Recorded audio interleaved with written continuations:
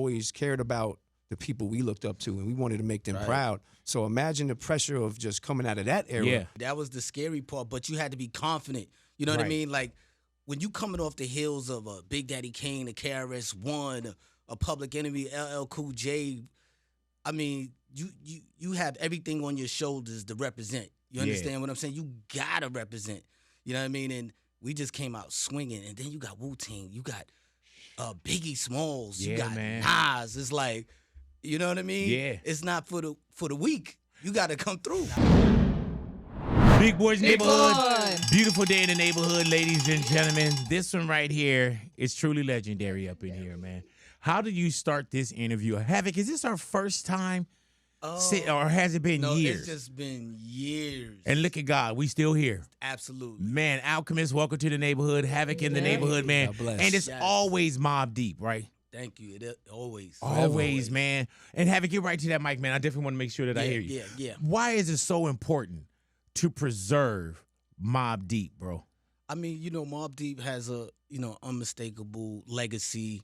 Yes, Prodigy was one of those top tier artists, Yes, you know what I sir. mean, that left us in an untimely manner.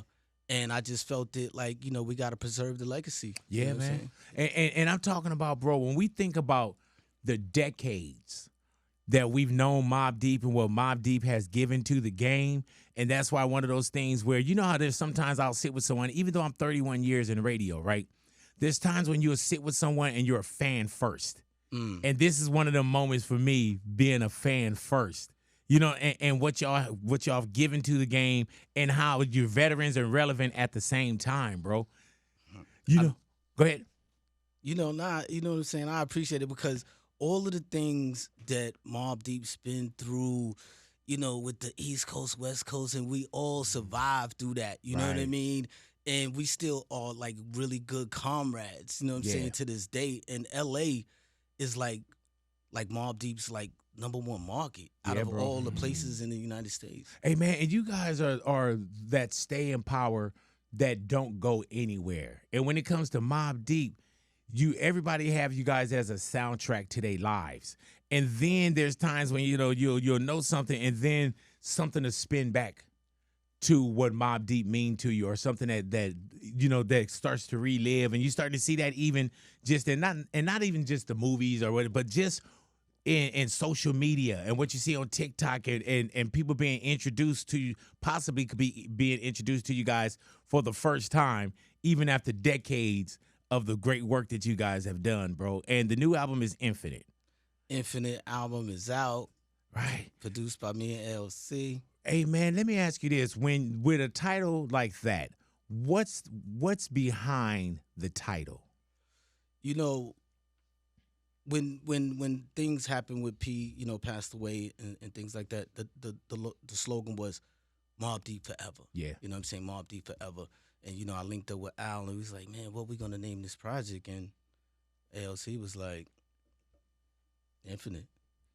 And you're like an unofficial official member. You know what I'm saying? Like Alchemist, I think Alchemist, you're a part of like 10 groups and 15 MCs. You know what I'm saying? I was blessed. Shout out to, Noid. I think Noid is also official, unofficial member. But I mean, I got blessed. Like imagine, and you saw me, the coming up, starting in LA, and like I connected with Mobb Deep. Like think about that. Is that a fan first moment for you as well? Just like you said, Yeah, before I man. met them, I was blown away by their music. Like, I mean, we all were in that, and they came up in that era.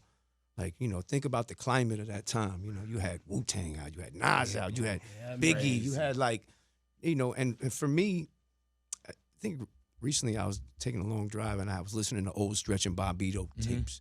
And it was like that era, the early 90s when they came up. And it was like, I'm hearing all these 12 inches that I forgot about. Some cool stuff, And then when their joint came on, it was like clear to me why they rose above everything. It was like the production of their voices, everything about like Mobb Deep. It was just like, for anybody who was there to experience it, they know. Now, when you ran through what we were talking about in the 90s, right, it was like one of those things where everybody at a particular time, it was like it wasn't a standalone. it was like, you know what I'm saying? Like at one point when you had like the heavyweight boxing game, it was like you had Muhammad Ali, Ken Norton, you had all these people that was at the top tier of their profession. And when you just ran through what that 90s hip hop was, that was it was competitive, but it was friendly competitive. Yeah. But it was also, man, at the time when I felt like hip hop was truly at its best as well. Because it was a lot coming out, and hip hop, of course, it means something, but it meant something back then too. You know what I'm saying? Where it was lyrics, it was lifestyle, it was what you were saying, it was what the beat sound like, and the authenticity as well, bro. Yeah, you know what I'm saying? yeah. And it took a lot for somebody to kind of stand out when it was so many people standing. Yeah. And it was coming out of the 80s era. Like what you might say was the real golden era, the Big Daddy Kane, the Rakim. Yes, so sir. I know they could speak to this, but I'm sure like we all always cared about the people we looked up to, and we wanted to make them proud. So imagine the pressure of just coming out of that era. Yeah. And that was 90s. the birth of, like, I'm talking about when you think about how you say the Big Daddy Kanes, the Rakims, the LL Cool J's, you know what I'm saying? Like Boogie Down Productions, you know, those were people also. When you heard that, when you heard like a Chuck D, you knew what you were listening to at that time. And there was no sloppy carbon copies. No. So now there comes a flip where it's like, okay, what do you do with it? Right. And y'all took that mother and ran with it. And that was scary. That was the scary part. But you had to be confident. You know what I mean? Like when you coming off the heels of a Big Daddy Kane, a KRS-One, a Public Enemy, LL Cool J, I mean, you have everything on your shoulders to represent. You understand what I'm saying? You gotta represent. You know what I mean? And we just came out swinging. And then you got Wu-Tang. You got Biggie Smalls. You got Nas. It's like, you know what I mean? Yeah. It's not for the weak. You got to come through. Hey, man, and when you think about the name Mobb Deep, right? The name is perfect. And I know Mobb Deep wasn't the first name you land on. You know what I'm saying? Like, but that's one of those. Like, do you know the first? The first name. Havoc, correct me if I'm wrong. The first name of Mobb Deep was Poetical Prophets? You got it. Poetical Prophets.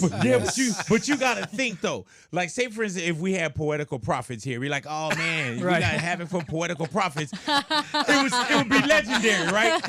And then we'd be sitting here saying, man, before Poetical, y'all had a different name. You like, what was it? Mobb Deep. We like, oh man, Mobb Deep. Still rolls on top of the word. Mobb Deep. It's true. But you gotta think. Let me paint a picture, Mariana. You probably weren't even born. But let me paint a picture, right?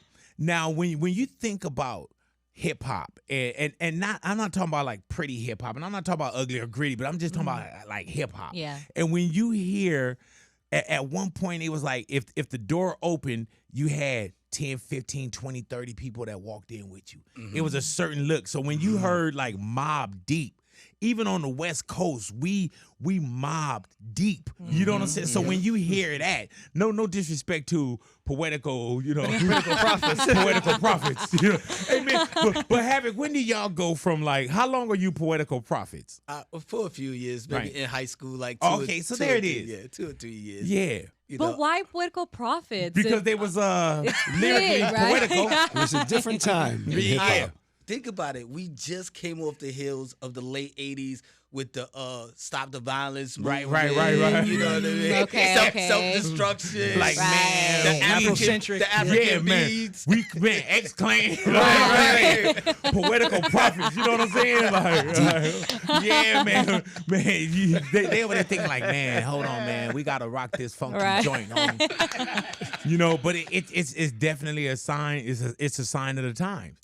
It really is. So who comes with Mobb Deep? Who comes with Mobb Deep?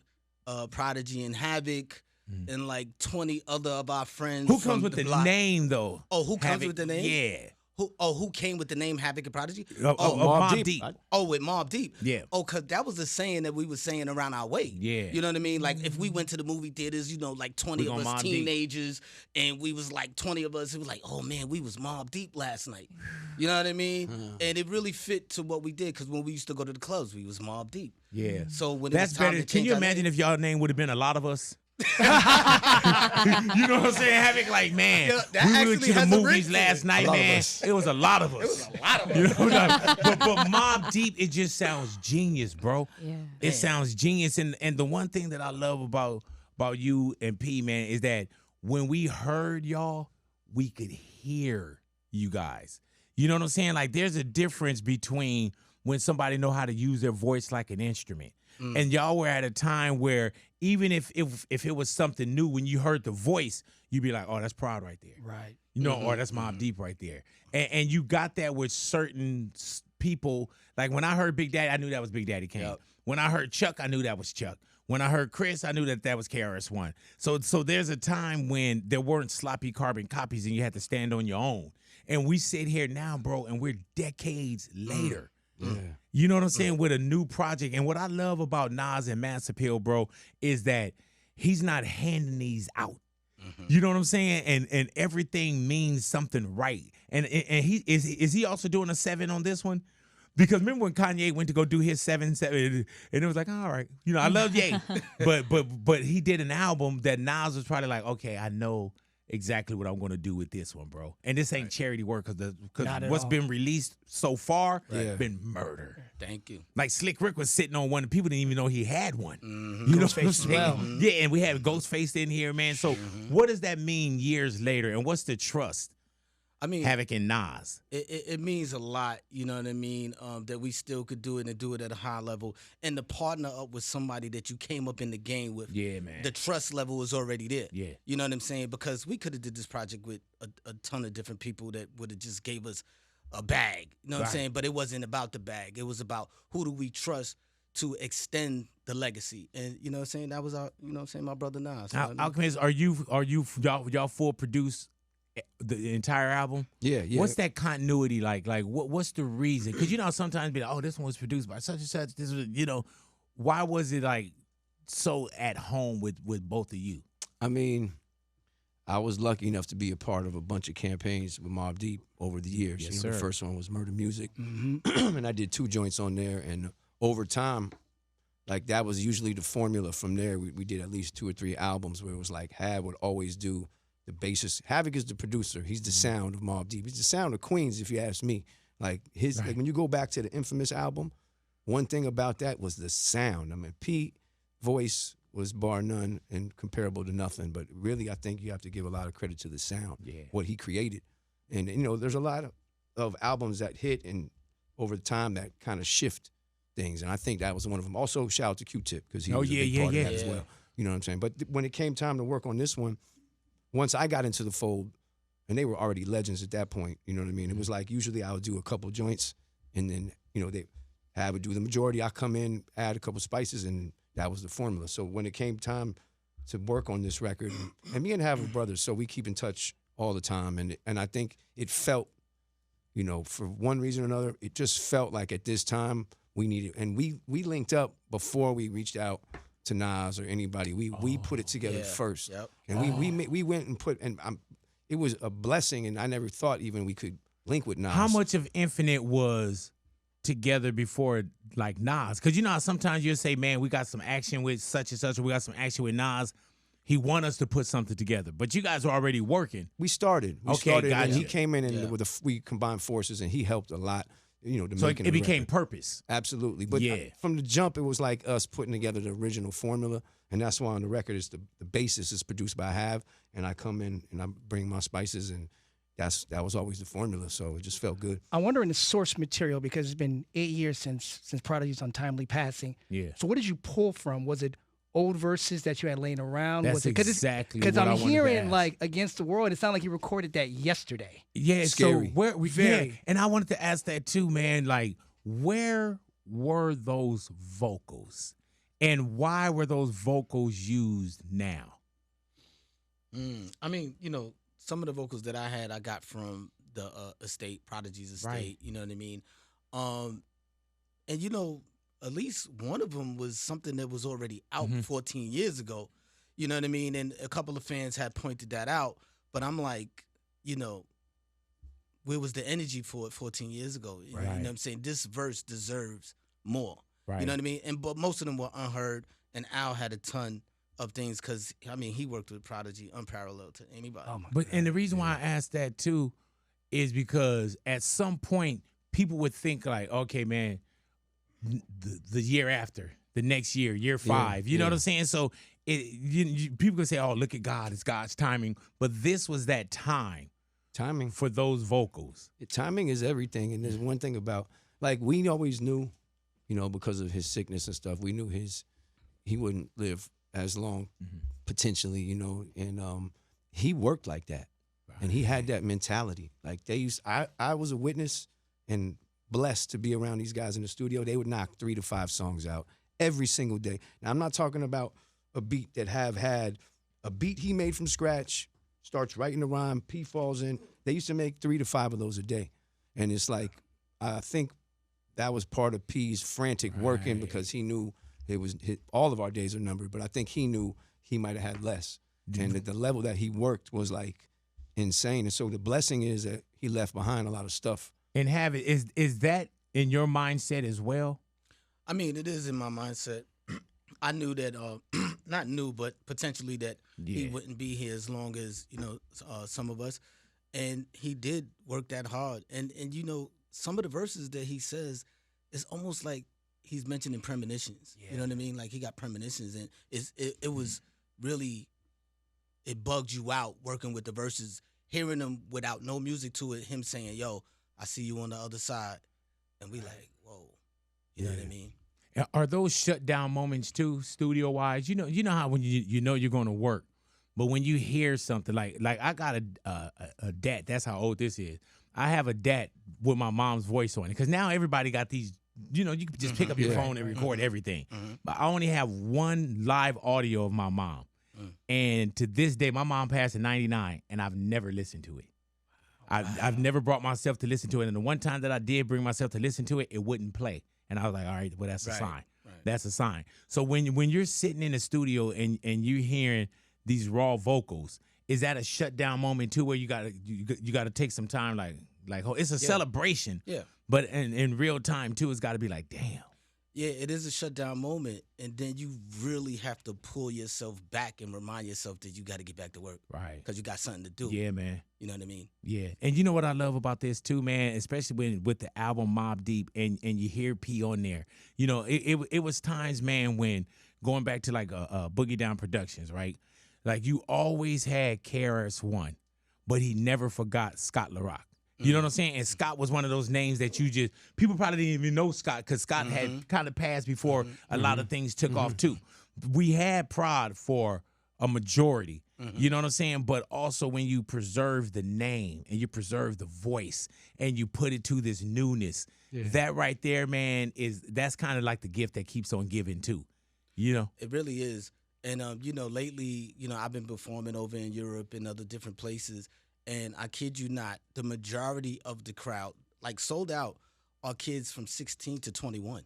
Wow. Crazy. It's crazy how people find hip hop. Yeah. It's crazy how people will find something, man, because my daughter just turned 17.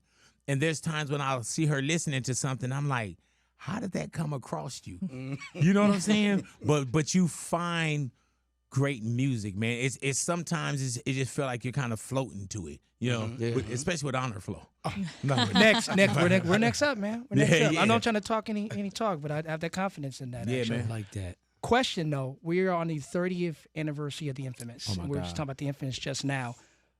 I want to know the evolution from Juvenile Hell. That was a huge jump from Juvenile Hell to Infamous and signing to Loud from 4th and Broadway. It really was. You guys were teenagers. What up, Steve? You guys were signed as teenagers and then signed by Maddie C at Loud. Yep. Talk about that transition going from teenagers to young adults in that album. Okay, so mentioning the 30th anniversary, me and Raekwon got a 30th anniversary coming up tour that's starting in November. Had to plug that.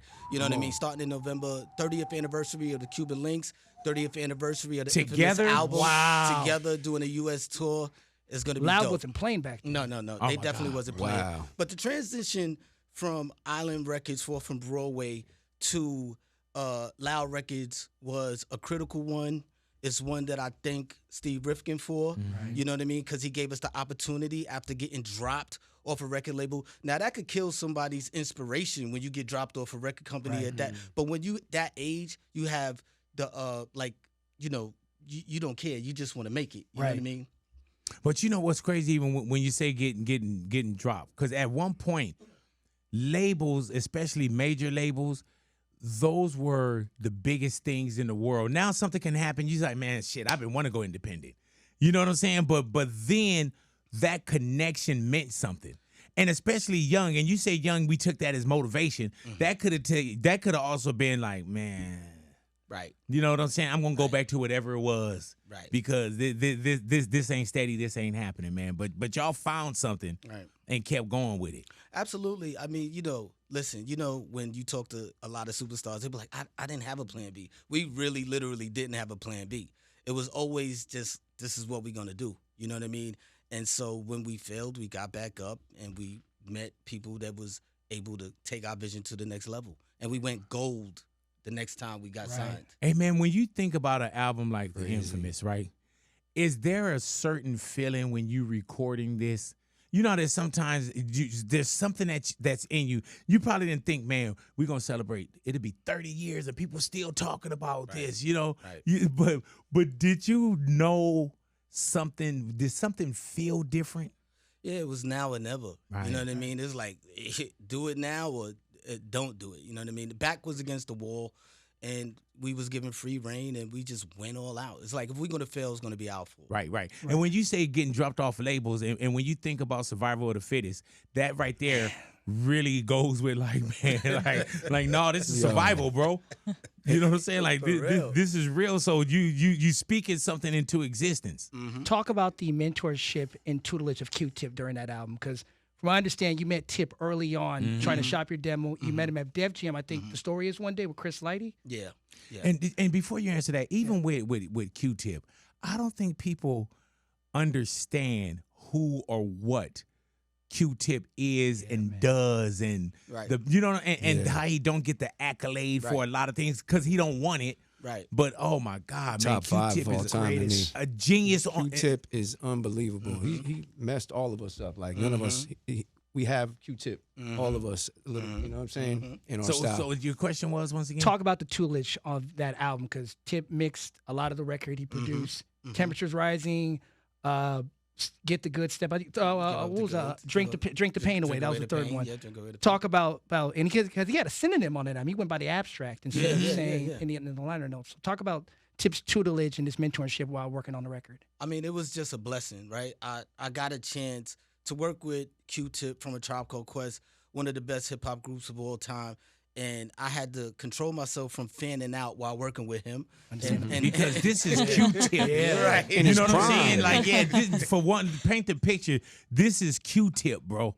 This is one of the biggest artists from the biggest group, not just in hip hop. We talking about in the world. Like Midnight Marauders was out already. Oh my God. Hey man, I remember Midnight Marauders. I used to be a bodyguard for rap group The Far Side. And when we saw their picture on Midnight Marauders, because that's the one with all the headphones, right? We were like, we were like, oh, we made it. I wasn't even on the motherfucker. So I was like, just knowing it, like, man, we on. but so you, of course, when we say fan first, you know what this is. Absolutely. Yeah, I mean, how do you control yourself? Okay, you got to go to work. You do the work. You learn. You watch. Don't ask questions. Just watch. And that's what I did. I just watched and learned a lot from watching. Were you a producer then? Somewhat. Right. Somewhat, definitely. But I needed to learn how to truncate the drums and, you know what I mean, you chop samples and just watching from the best. Because, I mean, in high school, we was waiting for a Tribe Called Quest album to come out. Yeah, man. And that was the bar because Tribe Called Quest was crispy. You know what I'm saying? Their Some music beats, was man. just crispy, right? Yeah. And then the way that Q-Tip would just dig in the crates or what he would find too. And then also with Q-Tip, is it an early on meet and then y'all double back to start working with each other? Yeah, man. It was like that because I remember him inviting me to like video shoots before the Infamous album was even thought of. You know what I mean? So I was hanging with Q-Tip then, and then, you know, hanging out in his crib while he's making beats, and then full circle comes around that he's helping us with an Infamous album. You know what I mean? So it was like the history was already there.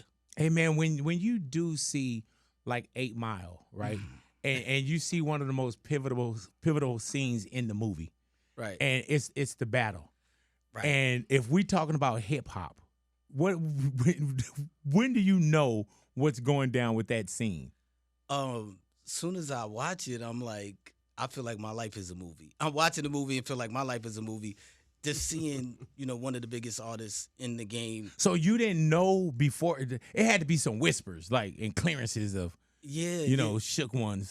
See, back then, it's like they ask you to clear the sample, but you don't know what it's for. Right. You understand what I'm saying? Oh, this is going to be this big movie coming out. Do you want to clear it? They paying you this much. You're like, oh, yeah, no problem. And then you sitting in that movie theater, everybody's like, you hear that? You're like, what the fuck? I wanted to jump up. I wanted to jump up. Yeah. Start kicking in your own verses. But that's another thing, man, when we talk about just like it's these stamps that come with this thing called hip hop. And you guys got such great stamps, bro. And there's nothing that could be taken away from you guys that you guys earned. And that's why when we fast forward to what's going on with Infinite, it's one of those albums, man, where you gotta salute it. You got to salute, and not even hearing the entire album. You know what I'm saying? But even on Taj Mahal, you say there's one line in there, and this is just for me because, you probably was in Atlantic City. I go to Vegas, right? When you say you won like what 100,000 off of slots, right? What fucking slots you playing? he was playing $100. When you playing $100, you playing $100 pools, And then he was like, "Yeah, my girl won like 5,000." I'm like, "Dude, my wife lose 5,000." I'm like, "Man, like what machines you playing on?" Like, are you do you gamble? I do. Yeah. I do. You know what I'm saying? I mean, if hell yeah, you do. Making the Infamous album is a gamble alone. You know what I mean? So, yeah, I do. But, I set aside a certain amount of money. And when I lose that, I walk the hell away. So, man, with this tour that's about to happen as well, man, how good does it feel with your name being so associated with hip hop forever, but even now, like today, when it comes to Mobb Deep? I mean, it's a blessing. Yeah, you know man. what I mean? I'm happy about it. I don't take it for granted. And, when I see fans and I meet them on the street, I give them time to, you know what I'm saying, and be like, oh, can we take a picture? Right. Like, you know what I mean? I just feel blessed. And you've done shows, you know what I'm saying? But is it different sometimes when you look to your left or you look to your right and Prod's not there? Absolutely, all the time, all the time. Man, that doesn't go away. No, in the beginning, I had to really fight back tears and, while performing, because I'll hear his vocals, and I'm not even, like making this up. Like, when I hear his voice, I'm like, damn, he's never going to be here on my side again. And, I'll hold it down and, hold back the tear, but I think like that all the time. But you know what, man? I think you're doing so right by Mobb Deep's name and Prodigy's name. You know what I'm saying? Because it's one of those things where you've never stopped saying it. No. And you still say Mobb Deep and you still say us and you still call P by his name. And you know what I'm saying? And those are the things that will forever keep you guys solidified, not just in hip hop, but just with us. I want to ask you also have a couple, because we have obviously two incredible producers next to us. We know your production work within Mobb Deep, but your production work, you've worked with Kanye, you've worked with Jadakiss, you've worked with Biggie. Can you tell us some of, like, let's start with when you worked with Kanye and Real Friends. Can you tell us a little bit about when that came about and how you jumped on the Life of Pablo album? Well, I always been in contact. Me and Q-Tip I'm bugging Kanye. You better say his name right. Right. Don't want to get mad at us and shit. Yeah, I don't want to be on the. You called me Q-Tip. Op list. You put on the op That's list. Yeah, the op list. No. We was always in contact. I would send him records for years. My man had Harriet Tubman on that op list. Yeah. I'm like, how she get on there? I'm like, what the fuck? Like, shit. Like, how did Harriet Tubman get on the op list? It's like he just at the crib like, yeah, fuck that. Leon Isaac and Jane Kennedy. You own this motherfucker. He was just typing people. Like, hey, Jesus Christ. I'm going to put Jesus on there. But go ahead. Yo. But hey, man, Alchemist is like, dude, why did I come here? I love it. It's hilarious. Nah, he called me to come through. I flew somewhere, wherever he flew me, and he was there working on it. Matter of fact, he already had the song done. You know, I must have sent the beat to him like a year before. Went to his crib and he was letting me hear a bunch of stuff, but he was like, "Oh, listen to this one." I was like, "Oh, snap!" I was like, "I sent this to you like 2 years ago," and it was Real Friends. Rihanna wasn't on it yet, and when I finally heard it, it was dope. And ever since, he always called me to, come to his crib and not even to produce. Sometimes That Life just of Pablo album was, that was the one for me. fire. I was in the Fire. studio with him a lot for Life of Pablo, bro. Wow. And you've seen it. Dude is a genius in there. Sure. He's a genius in there. Yeah, You know what? And another producer question I gotta ask. We all know Dr. Dre's, penchant for perfection. You did the Out of Control remix with 50 Cent. Mhm. Did you were a subject of that? Do a verse 40 times, 50 times, or what was the process when working on that record? I knew Dre produced the track, and I never rapped over a Dr. Dre track, so I just came with my best, you know what I mean, and really tried to shine. But when you rap it with somebody like Prodigy, is Right. You're like, I'm ready. like, all right, Man, I did 10,000 hours. right, You know? So If you had to pick, especially this for you, Al, because we're talking Got It Twisted, Win or Lose, Hold You Down on the first Infinity album. If you had to pick, should we go Mount Rushmore? Let's go Mount Rushmore. Mobb Deep, Alchemist Records. Ooh. Where we going? Pick 4. All right. You hit 2 of them. Hey, dude, this is like picking out your babies. It's tough. And It's telling the tough. other babies, like, It's you tough. can't get up here. I think win or lose for sure. Always, I had a great feeling. I always like backwards. Backwards was crazy. I'm gonna go to solos. I'm gonna go Keep It Thorough. Yeah. That's still Mobb Deep, and I'm gonna go to Illest. Me and Havoc, and that's a slept-on joint, but that's one of my favorites I ever did. Alchemist, when do you know you're building something for someone? Are you building something specifically when you know, like, oh, I'm going to work with this person? Or do you have hey, man, listen to these right here? I work on beats every day. Right. Like just go to the gym, But when I get in on a project, or if I'm like have a particular artist in mind, I feel like I make more beats that can cater to them. Right. So like usually when I like halfway in on a record or I'm working on a project with somebody, then I start making beats for Gotcha. because now we got some type of thing that we're shaping up. So I know, and like every artist, they have a different type of thing that they like. It's funny. It's usually like I always ask what their parents listened to when they were kids, Right. because it's a lot of the samples they like Absolutely. lean Oh, in wow. that direction. It's funny. That's cheat code. Like Evidence, Wow. mom liked a lot of folk music, and some of these progressions on these samples I play him. It's action. He likes these exotic, from other country samples, and it's like you kind of figure out once you start working with people. Mobb Deep have laid the sound out, so I was always just following. Even like Gotcha. Got It Twisted, I was trying to make something in the tradition of Quiet Storm. Hey, man, Quiet Storm. do you still go and because at one point it was about the feel of the records. When we would say digging in the crates, like you really felt. And I knew that I would grab something, even if I didn't know the name of it. Sure. And what I do also, man, I'm a credit reader. I'm a sample searcher. Yeah. You know what I'm saying? And I love production. Like I love reading liner notes, and Me you don't too. see a lot of that now. But I could study. Even at the theater, bro, I would watch the credits until the movie's done. That's dope. What do you do now when you so-called dig in the crates? Are you still going hands-on? For sure. Yeah. You come on now. And like that's one of the lucky things of traveling with all these artists is every country I go to, I make sure I feel like an advantage I've always had because I've been able to travel the world, and in every country I've been at, I'm bringing back in big bags of plastic vinyl that some of my young homies who produce are like, they think I'm insane because they're like, wait, so you're gonna fly home with this big piece of plastic and you're gonna sample 10 seconds of it, Yeah. and I can find it on YouTube right now. I don't even need to buy that. Right, that's what I But- was but wondering. for me, I have a formula that I do, and I don't really stray from it because that's just what I was Right, you're taught. like, man, it works. Yeah, and it's tricks, like just like you said, feeling the vinyl. I'll give you a good trick that we know about. When you look at the vinyl, if you see where the grooves are thinning out, you know that might be a break. You there? You there? That's the trick. I'll give y'all one. You there, bro? Have those. Hey, man, remember that nah, fish, it's time. Yeah. Like, there's certain things when you go back to it, and you know, too, Lou, as a DJ, when you see that the groove got a little, like, indented. The breaks you- at. Oh, man. The breaks at. You right there. You do. But also, when you go digging in the crates like that, too, some of that stuff, man, it's like, you find diamonds in the rough. Absolutely. You know what I'm saying? But the search, do you enjoy the search?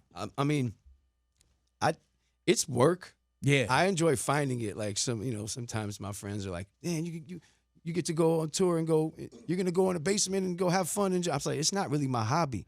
I'm so dedicated to finding this. Sometimes it's a pain in the, you're on the floor in the basement. You got to drive 2 hours to some weird city, but it's more than a hobby. It's like I'm dedicated because every time I walk in a new store, you get that feeling like, it might be in here. That one record.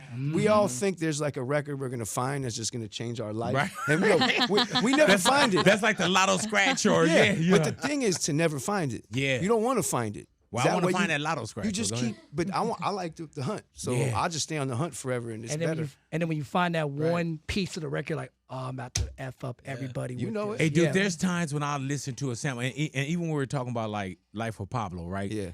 I would go through, and I would like Kanye's a genius to me on finding samples and tip. There's some people that you just like, man, how did they find this and create this? And I'm always He's you know the what I'm same. saying? The stuff he sampled and when he showed me the little things that he made him out of. But and you got to think that's coming from you. So think about how fucked up we are. Right. Man, You know what I'm saying? listen, every time he plays me beats, I like, let me hear what you made that out of. Oh my God, because he knows how to manipulate. Like a lot of my stuff, if you find a sample, you'll probably go, oh, that's the thing he used. Hav is covert. He's a sneaky, like he'll take something and bend it and melt it. Even the creator's like, no, that's not mine. I'm telling you, he's a master. There was that urban legend about Shook Ones about was that really a stovetop? We're not going to sample snitch on here. You can look it up for yourself. Right. But it was for years everyone thought it was a stove that you sampled for that. Right. I mean, look, man, I never want to ruin anybody's mystique of anything, but it's a good urban legend. Right. You ain't gonna stop it here? I'll stop right there. It continues on. I would think I'd be like, man, we got it. Ran out the room. Yeah, hell yeah. Al, since we talking about production, question: what's up with the Erykah Badu album? It's done, man. It was supposed to come out one day, but You got it on you? Yes, he do. My other pants. I think I left it in my other jeans. Okay. I was about to tell you, man. Just airdrop it to me. I had a motherfucker in Japan by the night. Nah, big boy, I gotta play this for you, man. I gotta play this for all you. It's really like it's incredible, for me. man. It's incredible. And it's done. So the Erykah Badu album, Yes, is done. it's done. Yeah, Wow. that's probably the only thing I can confirm. Wow. But yeah, it's really dope. And and it's crazy because the first record that we dropped is The Realest.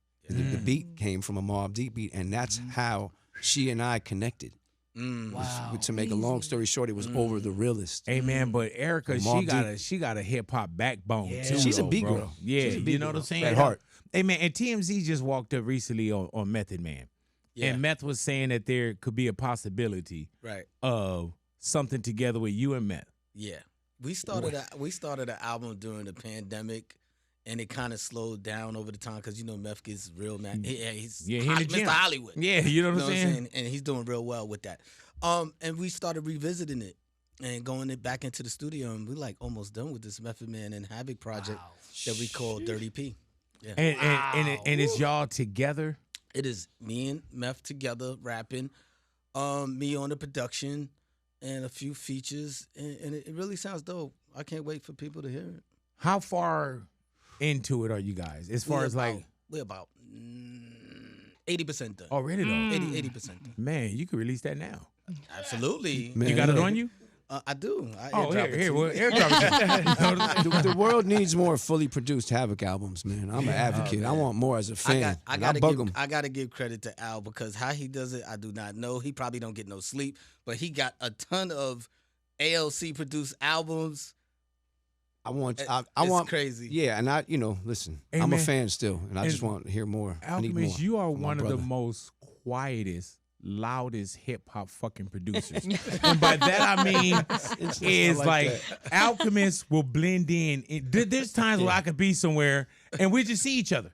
Absolutely. And Alchemist, he's now not loud. He not. I'm in the place to be. Like loud, a different type of loud. Yeah, that loud. That oh loud. yeah, hello. That loud. On the boom, you know what I mean? Like, yeah, he get loud. You know what I'm saying? Smell his jacket, you gonna get the munchies. but for real, bro, like you are like one of the like people speak your name. And you know, there's a lot of producers, which is cool, you know, and the producers, they got their tags, and the producers become the biggest stars. And trust me, we know Alchemist, but you've never been the beat your chest, or at least I haven't seen that, where it's just, you know what I'm saying? Like you're quiet at the, you know, but the work speaks for you kind of thing. That's basically exactly, you just described my father.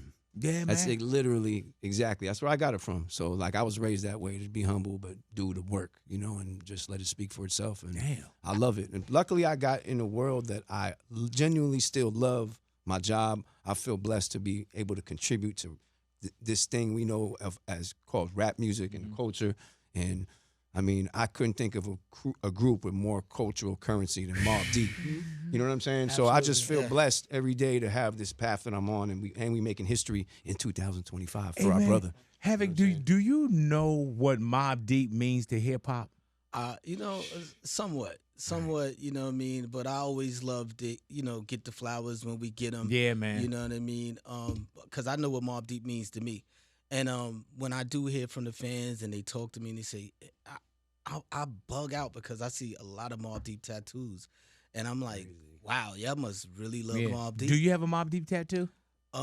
Do I have a Mobb Deep tattoo? Hey, man, he over there like, nah, I am Mobb Deep. Right. I am the tattoo. Yeah. Like, why would you, like, do you have a big boy tattoo?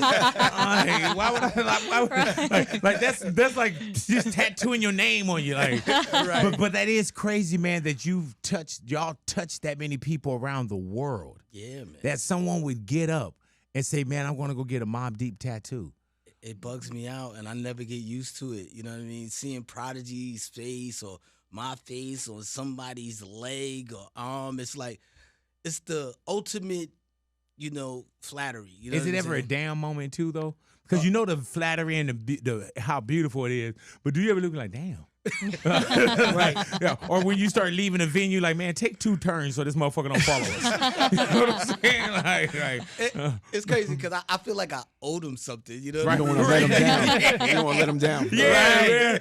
Man. That's when you just be like, oh, man, here, take these shades, man. You feel like you owed him something. For real. Like, yeah, because it's just not like, damn, you can't give him a damn. That's crazy. Right. Yeah, you got to give him, I guess, a little bit more than a damn. That's crazy. What do you think is in the water at Queens? Because we talked about Tribe earlier. We're talking 50, LL, Run DMC, right. Nori, Ja Rule, Pharoah Monch, Honest, Cool G Rap. What is in the water at Queens that's produced so many incredible artists? And why y'all pizza so good? We do that next. Go ahead now. It's because of the water. Yeah, you know what I'm saying? For real. See, we hear what he just said? It's the water. Because of the water.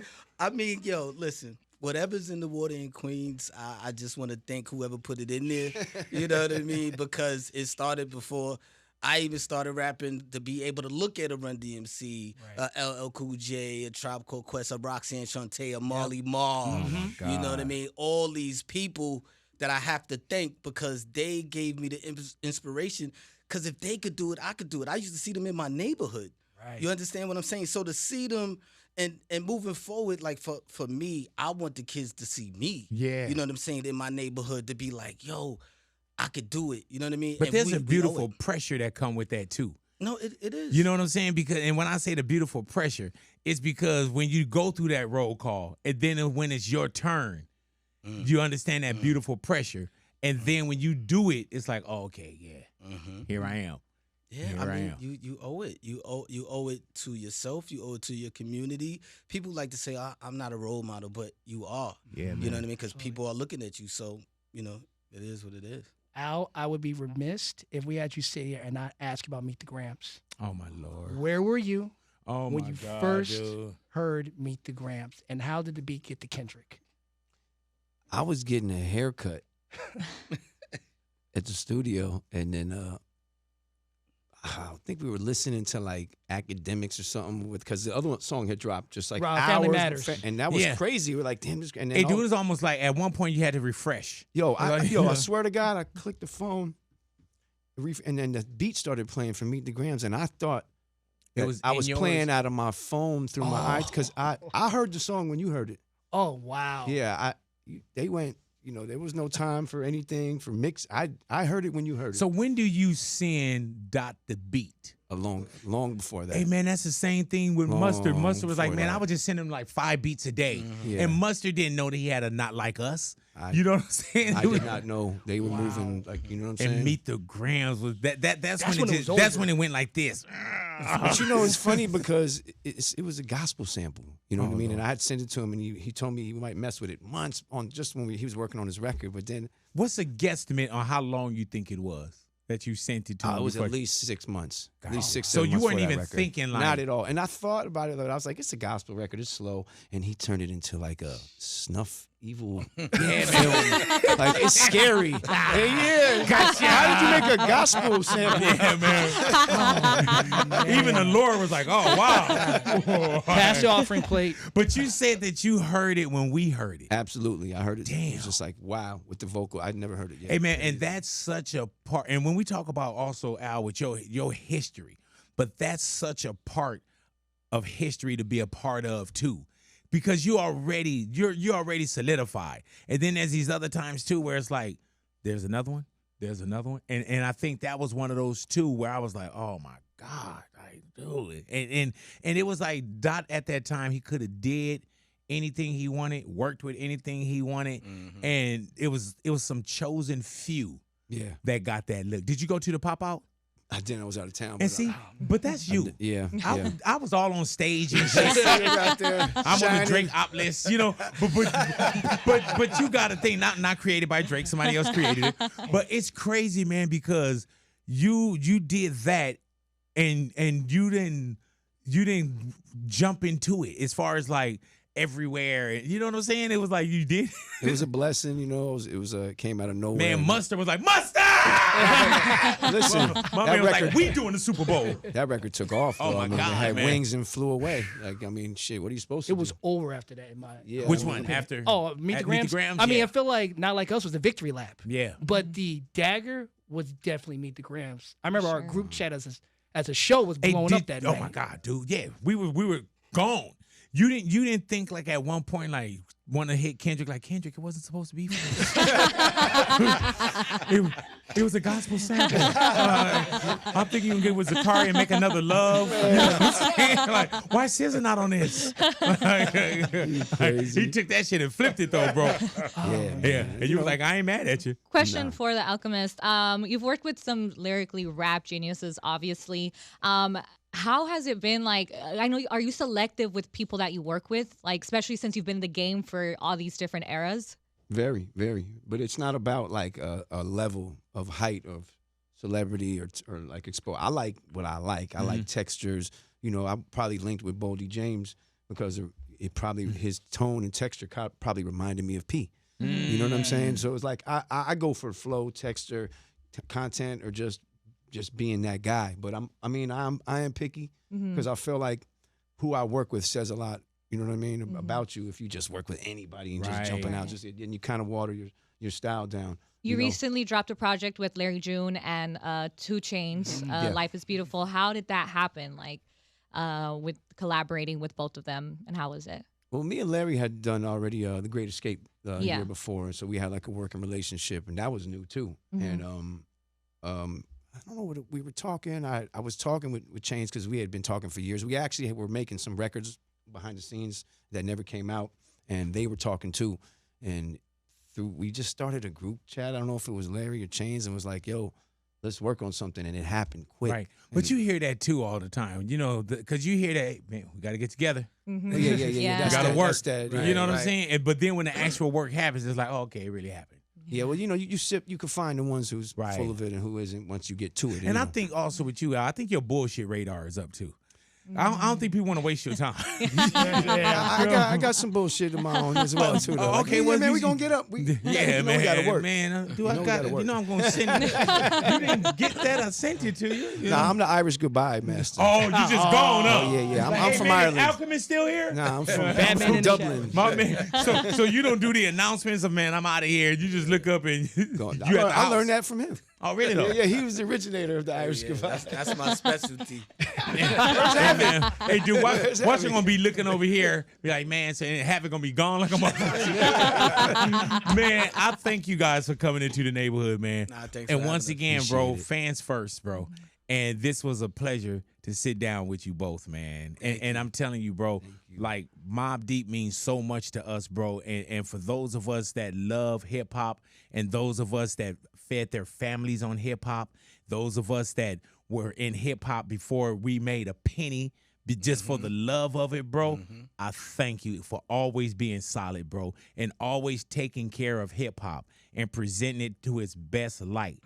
And I thank you for that, bro. And thank you for coming into the neighborhood, man. Thank you for having us. And once again, bro, just the way that you doing this project and making sure that Prodigy remains a part of our words and in our history and our hearts, and we speak his name with the genius that he is.